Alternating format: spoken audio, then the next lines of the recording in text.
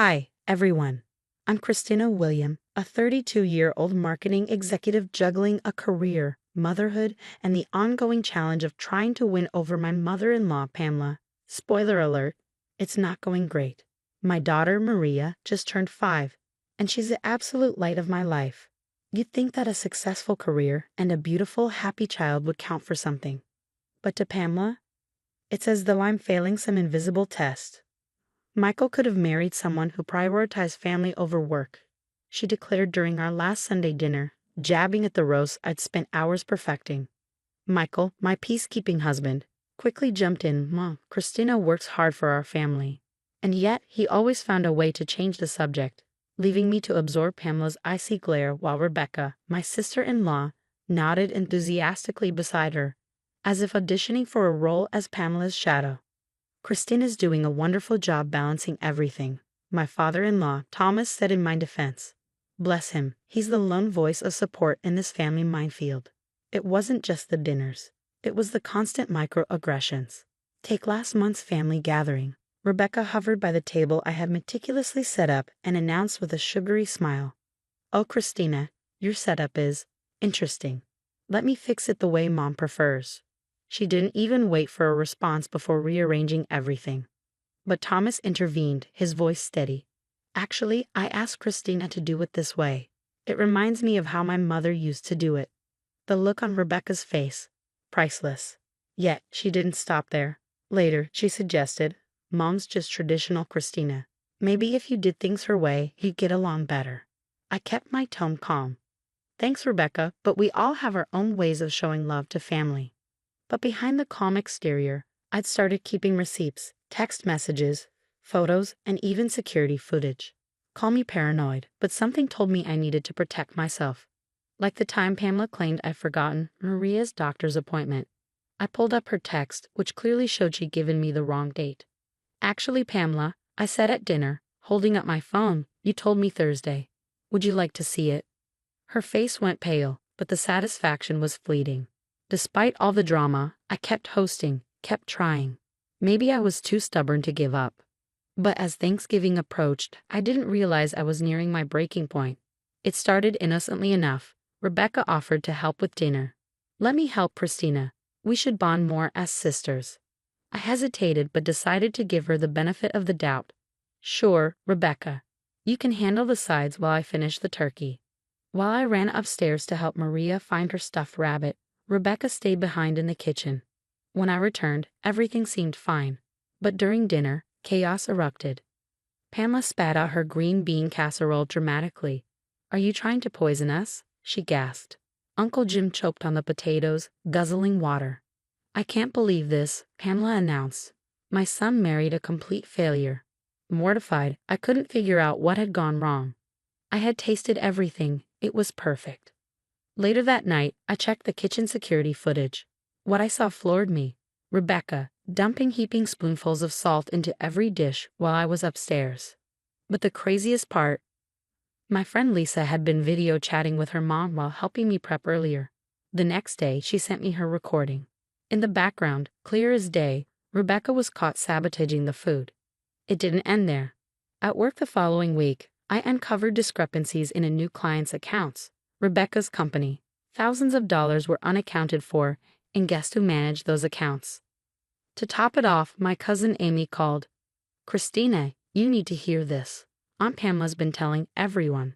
The weight of years of betrayal and manipulation came crashing down on me as I sat at my desk, staring at the evidence in front of me. My blood boiled as I pieced it all together. The lies, the deceit, the games Pamela and Rebecca had been playing with our entire family. This wasn't just about a ruined Thanksgiving dinner. It was a tangled web of destruction that had festered for years.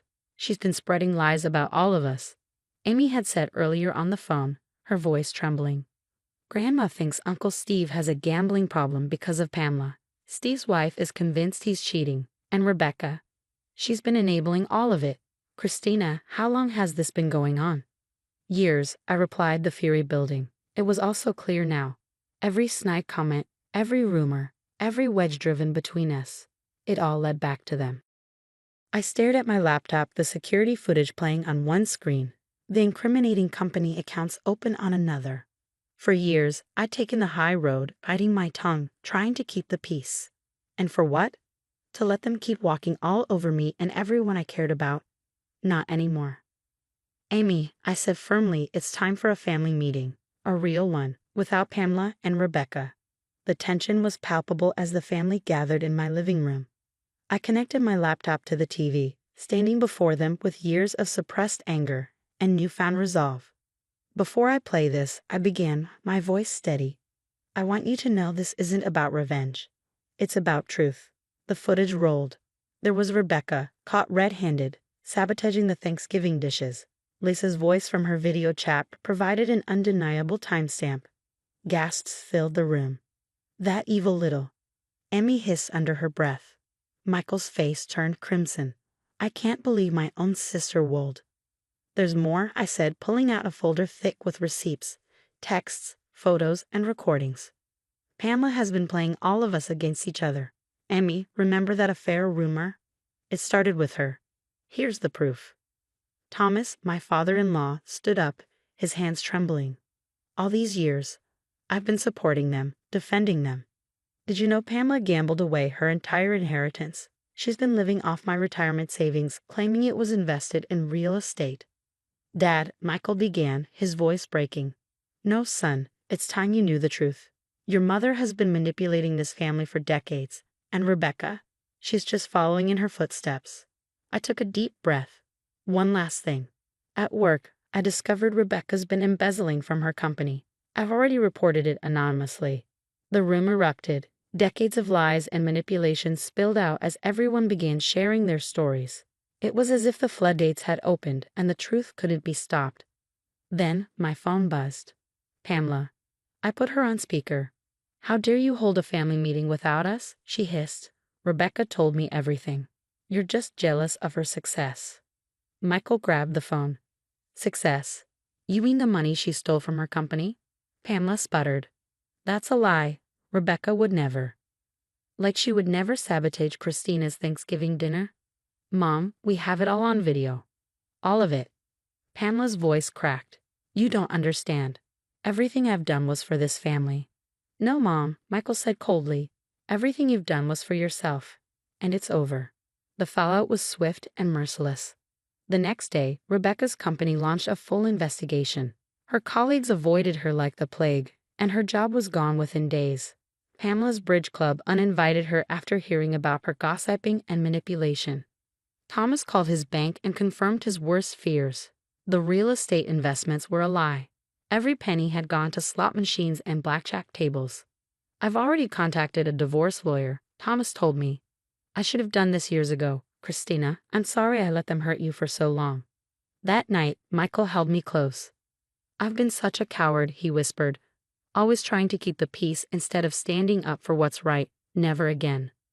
I watched Maria sleeping peacefully in her bed, finally free from her grandmother's manipulation and her aunt's jealousy.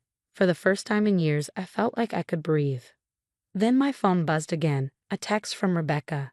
We need to talk. Please, I can explain everything. I stared at it for a long moment before hitting block. Some bridges aren't meant to be rebuilt. 3 months later, the headlines hit the local paper. Marketing executive charged in $200,000 embezzlement scheme. Rebecca's mugshot was plastered on the front page. Not only had her company fired her, but they also pressed charges. 200 grand. I always knew she'd been stealing. The amount still shocked me. $200,000 stolen. Rebecca's greed had known no bounds. Over coffee, Amy filled me in on the aftermath. Did you hear? Her mortgage application got denied. She's moving to Arizona. Apparently, she can't even afford to rent around here anymore. Everyone knows what she did. Meanwhile, Thomas uncovered yet another betrayal. Pamela had secretly mortgaged their house to cover her gambling debts. The divorce papers landed on her prized designer handbag like a bomb. She lost everything. She blew 20 years of savings at the MGM, Thomas told me during Sunday dinner, our new tradition, just the real family. And she didn't stop there. She kept borrowing more. Pamela ended up in a tiny one-bedroom apartment above the dollar store. Last I heard, she was working the register at Walmart. Her so-called friends, the ones she'd schemed so hard to impress, dropped her the moment the truth came out. Then, as if on cue, my phone started buzzing. Messages from Rebecca. Christina, please. I'm your sister-in-law. Family forgives. Please delete the report. I've changed, I promise. Just give me another chance. Block. Life, meanwhile, moved on beautifully. A promotion landed in my lap. Senior VP of Marketing. Michael and I celebrated by taking Maria to Disney World. Watching her face light up on Space Mountain, I knew I'd done the right thing. One day, Maria asked me a question that gave me pause. Mommy, why don't we see Grandma Pamela anymore? I knelt down to her level. Sometimes, sweetheart, people who say they love you actually hurt you, and it's okay to keep those people out of your life. She nodded, wise beyond her years. Like when Jenny was mean to me at school, and you said I didn't have to be her friend anymore. Exactly like that, baby. Our holidays are peaceful now. No more walking on eggshells, no more checking security cameras. Thomas visits often, and he's even found happiness with Helen, a warm-hearted woman who knows how to love without keeping score. Amy ran into Rebecca at a gas station off I-95 last month.